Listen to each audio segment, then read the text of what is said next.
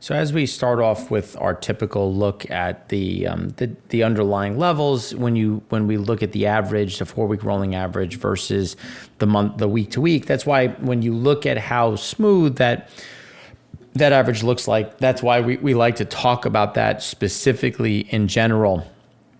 And that's when you look at like the current, when we look at the different products of gasoline, jet, disti, and resid, the current is 14.396 million barrels a day, so about 14.4.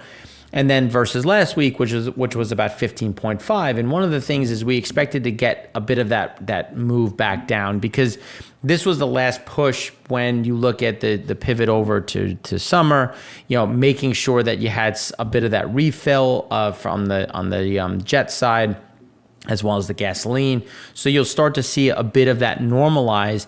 But again, we're still going to move up. One of the things that we've talked about is as we progress, you can see that the trend is clearly higher. We'll have distillate remaining under pressure, which is going to, again, keep us a bit weighted to the downside as that gasoline, sits at about 8.75, 8.8 million barrels a day. So then one of the things is, as we talked about, it was 8.6, 8.7. Now it's going to bounce between 8.7, 8.8, and then we'll get a nice little bump into Memorial Day.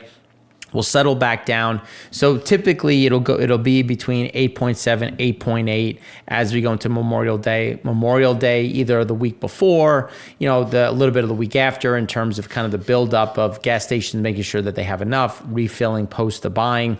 You'll get a bounce to about 9.1 million barrels a day. Then you'll come back to about 8.9 on an average basis. And then you'll have a fairly steady increase through June until you get to what we believe will be the top of about 9.2, 9.3 million barrels a day of gasoline demand, which is still going to be a bit below what is normal. The biggest overhang as well, when you look at some of the different pieces, is the distillate side and the issues on the industrial front. So when we look at distillate, kind of jumping into that, you can see there was a small build of 80,000 barrels. And this is usually kind of where you get a little bit of that pivot. You can see the previous years, this is where you start to see that flat line, small increases, maybe small decline. But again, the seasonally speaking, the trend is clear. We're going to have builds. That's not the question. The question is the rate of change of those builds. How quickly will we see them? And that's going to be an important one to watch, because when we look at some of the underlying flows, production of distillate has increased. So as we get an increase in production, when increase in refining activity, that's going to increase the production of distillate. And because we're going to stay at a fairly low end of demand and our exports are going to have pressure throughout the summer, we think the rate of change is going to be a bit accelerated, which is going to be important to watch. Imports had a small increase of 2,000 barrels a day. Again, 17,000 barrels a day. It's just about 2 above the 5-year average, so we don't see imports being a big driver. It's more along the lines of exports not happening to the same degree that is going to be a bit of that pressure point. Distillate cracks remain fairly stable. As we were saying, we expected to see a bounce, an increase, and then as what we've been talking about plays out, and that's with storage increasing, some of these things declining, that's where we'll see some of this move back down, and again, put some pressure on that $20 spread. So then when we look at distillate fuel oil, you can see that things have essentially just gone flat. When you look at the underlying pad breakdown, you can see that there was a small build of 40,000 barrels. But this is where we will see this kind of pivot up a bit, and we will see increases. As you can see, this is typically where we flatline, and we start to see those increases from this point in time, which will accelerate. Pad 3, again, fairly normal above that 29-year average, but you could see the bigger issue when you look at the builds. There was a small build of about 900,000 barrels a day. 900,000 barrels. That's 3.9 million below the 5-year, but as exports struggle, and obviously import production increases, that's going to put more in storage, which again is going to pull down that crack spread that we've been talking about. When you look at demand, It's going to stay well below the 5-year average. We don't think it's going to break too far down. Here you can see it, you had that drop, the spike, and then the drop. So technically it's seasonally adjusted all-time lows, but you can see how absurd that statement would be. So again, it's just, we're going to be below the 5-year. That's where we're going to average, just because we have the pressure on the trucking side, we have the pressure on the manufacturing side, and that's going to keep us a bit range bound. Here you can see, again, same thing, trucking rolling over a bit, again, not seeing a huge upside in that regard. When you look at some of the data that has come out, as we talk about in the Econ show, intermodal units continue to be well below. It's 11.5% below last year. On average, we're averaging about 10 to 11% below last year. It's just going to be a lot of problems. Total car loads are technically up 0.9%, but total traffic is down almost 6%. And as you can see, most of that is being driven by the intermodal side. Motor vehicle parts are still at the highs. Motor vehicles in general, production just hit a record. If you think about, again, some of that inventory being created, being replenished, which is driving metal ores, metals in general. So some of the things that we continue to see some pressure on are some of the grains and forest farm products, which we'll talk about a bit more when we get into the Econ show. As you can see, as we go further up that supply chain, shipping is not giving us any better signals.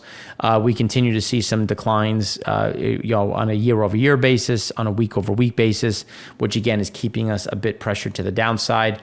Here you can see things have warmed up a bit in some of the big nat gas consuming areas for air conditioning. Fairly normal. There's a bit of a coolness coming through, then it starts to warm up, but again, nothing too crazy.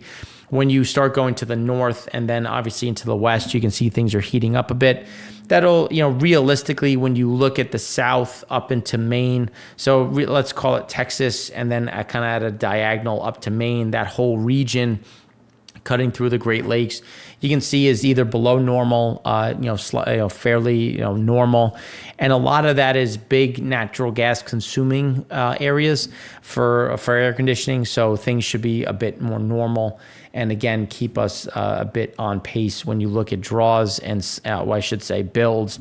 And the side is not so much because demand is increasing, because it's really not. It's more because supply is coming under more and more pressure. Gasoline stocks, here you can see that there was a drop of 1.38 million barrels. That's about 15 million below the 5-year. But blending components had a build of 150,000, and that's only 8.1 million below the 5-year. And one of the things that we've talked about is that you want to see those two confirm, because when blending shows a build or a much less draw than gasoline, typically it means that the gasoline draw is a bit overstated and it'll reverse, and vice versa. If there's a gasoline build and there's a big draw in blending components, then that means that there's going to be an outsized draw on gasoline, because typically blending is going to be a leading indicator or an at-time indicator. So if there's a disconnect, it usually means there's going to be that correction. So that'll be one to watch. Imports came down 9,000 barrels a day, but again, still 90,000 above the 5-year. Pad 1 actually had an increase of 56,000 barrels a day. The Pad 1 is 273,000 above the 5-year. 314,000 above year over year.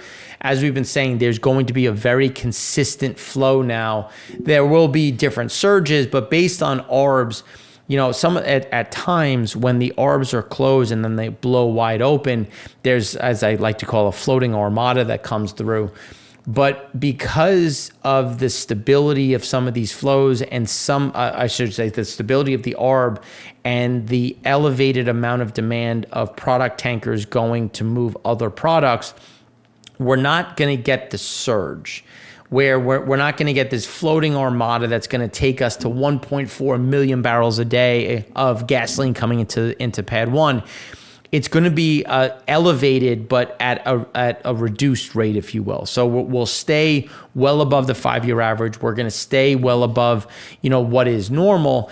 It's going to be consistent because of that ARB, because of that ability, based on the fact that Pad 1 storage is still 9.7 million below the 5-year. It's above year over. It's above the year over year. but there's more than enough storage in pad 1. The arbitrage is wide open based on what gasoline prices are doing in the US right now. So again, there's still a lot of this capacity, which is why we see some of the stabilization, and we do see some counter seasonal builds. And it's not going to be because demand is going to disappear. It's more because supply is going to show up. We have production, which is increasing along the gasoline front, which is, again, very normal for this time of year. It's the difference is going to be imports coming in, exports slowing down, and that's going to put a bit more into storage. And here's that blending component, again, kind of flatlining. And now we do see this turning up. And one of the things that we've kind of likened this to is 2019. And that's where we do see some of this moving back into the market.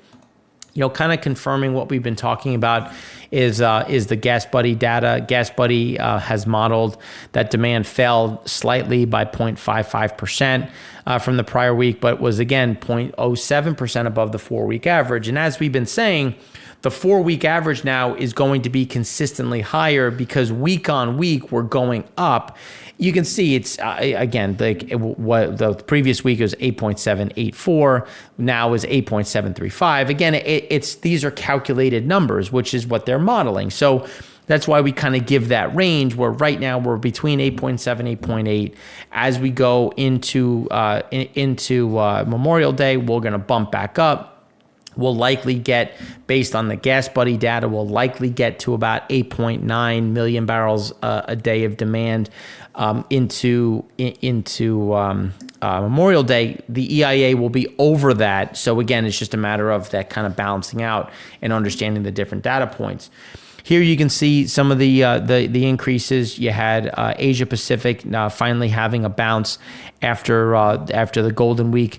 Europe again was a bit sluggish, nice bounce, which you can see is in line with 2022, but again overshooting it.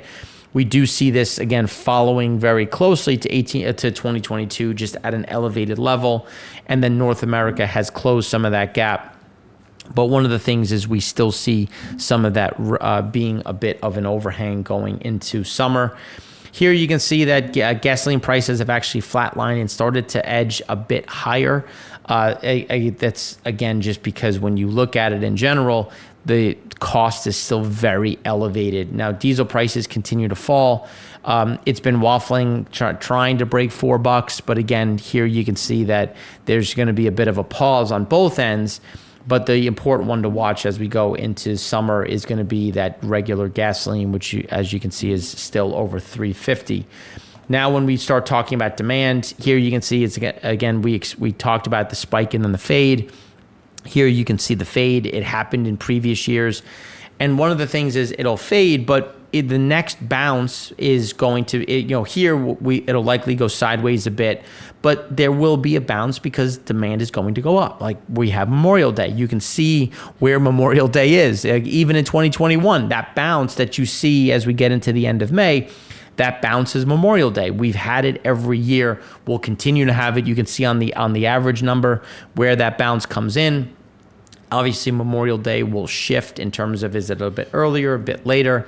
Here, it's closer to the back end of May. So again, we're going to see something similar to what happened during those other periods, but it'll just be at a bit more of a reduced number versus historics. Now, when we turn to propane had a build of 2.25 million. Again, build should be happening this point in time. The rate of change is actually on point versus previous. It's just happening because we started at a much higher rate, at a much higher level. So again, this is going to be really good for our exports. Prices are going to remain depressed, but there's a bit of a floor, just as there's a bit of a cap, and that's going to keep some of this product moving offshore. Jet, as we said, was going to have kind of an overcorrection to the downside. Here it is. We still think that average of that 1.45, 1.55 fits. As we get into Memorial Day, we'll shift that up to about 1.5 to 1.6. And then as we get into summer, up again to about 1.55, 1.65. You can see that Jet had a big build of 1.72 million, 1.4 million above the 5-year. That's that balancing between Jet, Disty. So there's still some of that fluctuation, and some of this can be left in the Disty pool as we go forward.